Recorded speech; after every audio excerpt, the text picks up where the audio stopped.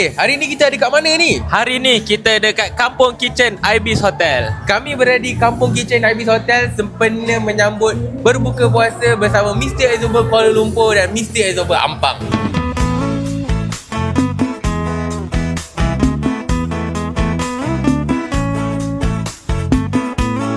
Tujuan kita sambut dekat sini antara aktiviti tahunan Mr. Azoba Ampang juga. Kali ni kita pun dah ada Mr. Azoba Kuala Lumpur. Tahun ni antara tahun yang pertama Mr. Azoba Ampang dan Mr. Azoba Kuala Lumpur berbuka puasa bersama. Dan tujuan ni juga untuk merapatkan lagi silaturahim antara staff-staff Mr. Azoba Ampang dan Mr. Azoba Kuala Lumpur.